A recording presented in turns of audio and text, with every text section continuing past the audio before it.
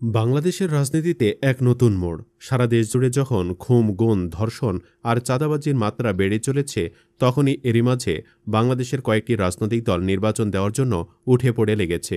তবে অন্তর্বর্তী সরকারের প্রধান উপদেষ্টা বারবারই বলে আসছেন, আগামী বছরের প্রথমার্ধে নির্বাচন অনুষ্ঠিত হবে। আমি বারবার বলেছি, এই নির্বাচন ডিসেম্বর থেকে আগামী বছরের জুনের মধ্যে অনুষ্ঠিত হবে।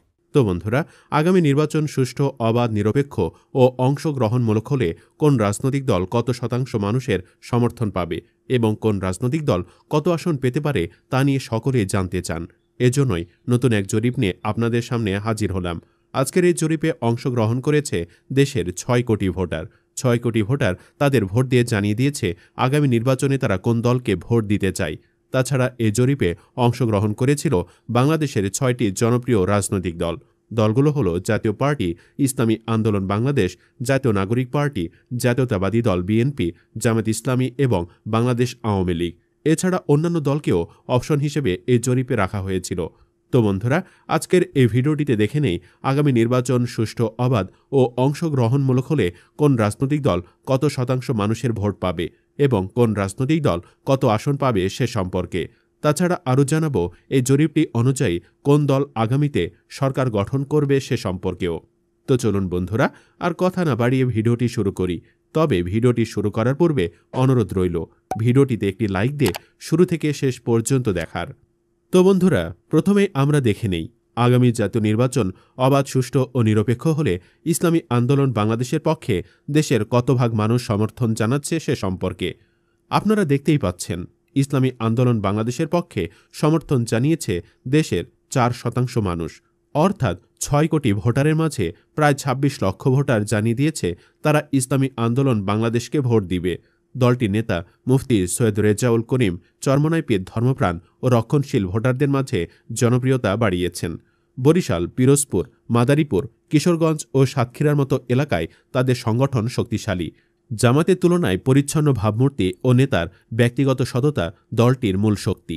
সরকার বিরোধী অবস্থানে থাকলেও তারা নমনীয় কৌশল নিয়েছে। এই জরিপ অনুযায়ী বর্তমান সমর্থন ধরে রাখতে পারলে আগামী নির্বাচনে ইসলামী আন্দোলন বাংলাদেশ ৬ থেকে ৯টির মতো আসনে জয় পেতে পারে। তো বন্ধুরা, এরপর চলুন আমরা দেখে নেই আগামী জাতীয় নির্বাচন অবাধ, সুষ্ঠু ও নিরপেক্ষ হলে জাতীয় পার্টির পক্ষে কত আসন পাওয়া সম্ভব হবে সে সম্পর্কে। আপনারা দেখতেই পাচ্ছেন, জাতীয় পার্টির পক্ষে সমর্থন জানিয়েছে দেশের ২% মানুষ, অর্থাৎ ৬ কোটি ভোটারের মাঝে প্রায় ১৩ লাখ ভোটার জানিয়ে দিয়েছে তারা আগামী নির্বাচনে জাতীয় পার্টিকে ভোট দিতে চায়। জাতীয় পার্টিকে নিয়ে যদি কিছু কথা বলি, পুরনো এই দল এবং ইতিহাস নির্ভর এই দলটির সমর্থন বর্তমানে খুব একটা নেই বললেই চলে। দলের চেয়ারম্যান জি.এম. কাদের বর্তমানে ভোট নির্ভর রাজনীতির মাঝে নিজের অবস্থান ধরে রাখার চেষ্টা করছেন। তাছাড়া বর্তমানে দলটির কেন্দ্রীয় নেতাদের মাঝে বিরাট ফাটল দেখা দিয়েছে। রংপুর, গাইবান্ধা ও সিরাজগঞ্জে কিছু ব্যক্তি কেন্দ্রিক জনপ্রিয়তা থাকলেও জাতীয়ভাবে দলটির প্রভাব অনেকটা প্রতীকী হয়ে দাঁড়িয়েছে। এছাড়াও আওয়ামী লীগপন্থী হিসেবে তাদের অবস্থান ভোটারদের মাঝে দ্বিধা সৃষ্টি করেছে। আগামী নির্বাচন সুষ্ঠু ও নিরপেক্ষ হলে রংপুর থেকে একসময়ের জনপ্রিয় এই দলটি ১ থেকে ২টি আসন পেতে পারে। তারপর চলুন এবার আমরা দেখে নেই জাতীয় নাগরিক পার্টি আগামী জাতীয় নির্বাচনে কতটি আসন পেতে পারে সে সম্পর্কে। তো বন্ধুরা, আপনারা দেখতেই পাচ্ছেন, জাতীয় নাগরিক পার্টির পক্ষে সমর্থন জানিয়েছে দেশের ৬% মানুষ, অর্থাৎ ৬ কোটি ভোটারের মাঝে প্রায় ৩৯ লাখ ভোটার আগামী জাতীয় নির্বাচনে জাতীয় নাগরিক পার্টিকে ভোট দিতে চায়। তাছাড়া আপনারা জানেন, বৈষম্য বিরোধী ছাত্র আন্দোলন থেকে উঠে আসা নতুন যে দল সেটি এনসিপি বা জাতীয় নাগরিক পার্টি। দলের ফ্রন্টম্যানে রয়েছে তরুণ নেতা আহ্বায়ক নাহিদ ইসলাম, যিনি নিজেকে নতুন প্রজন্মের প্রতিনিধি হিসেবে তুলে ধরেছেন। ঢাকা, চট্টগ্রাম, রাজশাহী শহরে যুব সমাজে তাদের প্রতি আগ্রহ বেড়েছে। এছাড়া এনসিপি এখনও গ্রামীণ এলাকাগুলোতে তেমন প্রভাব তৈরি করতে পারেনি। শুধু কেন্দ্রীয় ১০ থেকে ১২ জন ছাত্র নেতাই সারা দেশ জুড়ে জনপ্রিয়। এই হিসেবে বলা যায়, আগামী জাতীয় নির্বাচন অবাধ ও সুষ্ঠু নিরপেক্ষ হলে জাতীয় নাগরিক পার্টি ১০ থেকে ১২টির মতো আসন পেতে পারে, তবে এর চেয়ে কমও হতে পারে। তারপর চলুন বন্ধুরা, এবার আমরা জেনে নেই আগামী জাতীয় নির্বাচন অবাধ, সুষ্ঠু ও অংশগ্রহণমূলক হলে বাংলাদেশ জাতীয়তাবাদী দল বিএনপির পক্ষে দেশের কত ভাগ মানুষ সমর্থন জানাবে সে সম্পর্কে। আপনারা দেখতে পাচ্ছেন, জাতীয়তাবাদী দল বিএনপি সাম্প্রতিক জরিপে ১১% মানুষের সমর্থন পেয়েছে, অর্থাৎ ৬ কোটি ভোটারের মধ্যে ৭১,৫০,০০০ জন ভোটার তারা জানিয়ে দিয়েছে যে আগামী জাতীয় নির্বাচনে তারা বিএনপিকে ভোট দিতে চায়। আর এই দলটির নেতৃত্বে রয়েছেন তারেক রহমান, যিনি লন্ডন থেকে দলটি পরিচালনা করছেন। মাঠ পর্যায়ে নেতৃত্বের অভাব ও সাংগঠনিক দুর্বলতার কারণে বিএনপি আগের মতো আর শক্তিশালী নেই।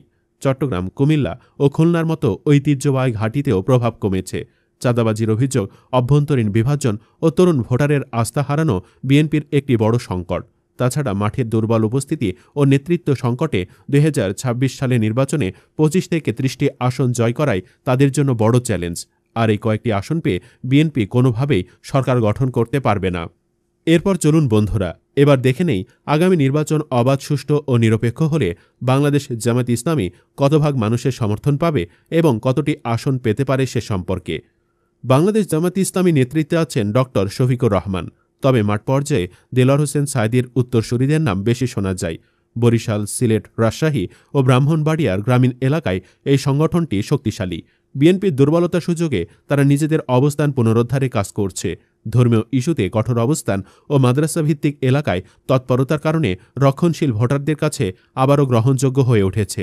আপনারা দেখতে পাচ্ছেন, বাংলাদেশ জামায়াত ইসলামীর পক্ষে সমর্থন জানিয়েছে দেশের 14% মানুষ, অর্থাৎ 6 কোটি ভোটারের মাঝে প্রায় 91 লাখ ভোটার জামায়াত ইসলামীকে ভোট দিয়েছে।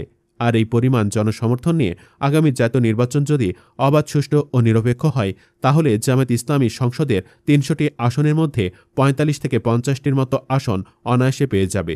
চাঁদাবাজ তকমা লেগে যাওয়া বিএনপি থেকে কিন্তু জামায়াত বর্তমানে জনপ্রিয় অবস্থানে রয়েছে। আর এমন জনপ্রিয়তা নিয়ে আগামী নির্বাচনে জয়লাভ করে সরকারও গঠন করতে পারে বাংলাদেশ জামায়াত ইসলামী। তারপর জানাবো, আগামী নির্বাচন সুষ্ঠু, নিরপেক্ষ ও অংশগ্রহণমূলক হলে বাংলাদেশ আওয়ামী লীগের পক্ষে দেশের কত ভাগ মানুষ সমর্থন জানাবে এবং সংসদের কতটি আসন পেতে পারে সে সম্পর্কে। এ জরিপ অনুযায়ী বাংলাদেশ আওয়ামী লীগ সবচেয়ে শীর্ষ অবস্থানে রয়েছে। দলের নেতৃত্বে প্রধানমন্ত্রী শেখ হাসিনা, যিনি দেশের সবচেয়ে জনপ্রিয় ও প্রভাবশালী রাজনৈতিক নেত্রী। বরিশাল, গোপালগঞ্জ, কিশোরগঞ্জ, কুমিল্লা, রাজশাহী ও খুলনায় তার জনপ্রিয়তা বিশেষভাবে বেশি।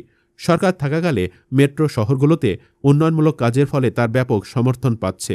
বর্তমান চাঁদাবাজি, মূল্যবৃদ্ধি ও নতুন দলগুলোর অনিশ্চিত অবস্থার কারণে অনেকে মনে করছে আগের সময় ভালো ছিল। এদিক থেকে আওয়ামী লীগ আবারও জনপ্রিয় হতে শুরু করেছে। আগামী নির্বাচন সুষ্ঠু, নিরপেক্ষ ও অংশগ্রহণমূলক হলে এই জরিপ অনুযায়ী আওয়ামী লীগ 60% মানুষের সমর্থন পাবে। অর্থাৎ এই জরিপে মোট 6 কোটি ভোটারের মধ্যে 3 কোটি 90 লাখ ভোটারের ভোট আওয়ামী লীগ একাই পেয়েছে। তো বুঝতেই পারতেছেন, এই পরিমাণ জনসমর্থন নিয়ে আওয়ামী লীগ 300টি সংসদীয় আসনের মধ্যে 200টির মতো আসন কিন্তু পেতে পারে।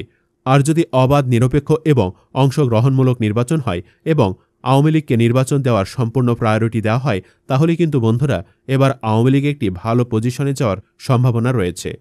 তো বন্ধুরা, সর্বশেষ আমরা দেখে নেই অন্যান্য দল, অর্থাৎ এই উপরে 6টি জনপ্রিয় রাজনৈতিক দল বাদ দিয়ে যেসব রাজনৈতিক দল রয়েছে সেগুলো সব মিলিয়ে কত শতাংশ মানুষের সমর্থন পেয়েছে সে সম্পর্কে। আপনারা দেখতেই পাচ্ছেন, অন্যান্য দল এ জরিপ অনুযায়ী দেশের 3% মানুষের সমর্থন পেয়েছে। অর্থাৎ মোট 6 কোটি ভোটারের মধ্যে 19,05,000-এর মতো মানুষ তাদের ভোট দিয়ে জানিয়ে দিয়েছে তারা অন্যান্য দলকে ভোট দিতে চায়। অন্যান্য দলের মধ্যে আছে গণ অধিকার পরিষদ, এবি পার্টি সহ স্থানীয় সংগঠন, স্বতন্ত্র জনপ্রিয় প্রার্থী এবং কিছু বামপন্থী বা অঞ্চলভিত্তিক রাজনৈতিক দল। এসব দলের প্রার্থীও জাতীয় সংসদে আসন পাবে। আর এই জরিপ অনুযায়ী 5 থেকে 60টির মতো আসন কিন্তু অন্যান্য দলের প্রার্থীরা পাবে। তো বন্ধুরা, এসব রাজনৈতিক দলগুলোর মধ্যে আপনি কোন দলের সমর্থক এবং কোন দলকে আগামী নির্বাচনে ক্ষমতায় দেখতে চান, কমেন্টে লিখে জানান। ভিডিওটি ভালো লাগলে শেয়ার করুন এবং চ্যানেলটিতে নতুন হয়ে থাকলে সাবস্ক্রাইব করে বেল আইকনটি বাজিয়ে রাখুন। ধন্যবাদ।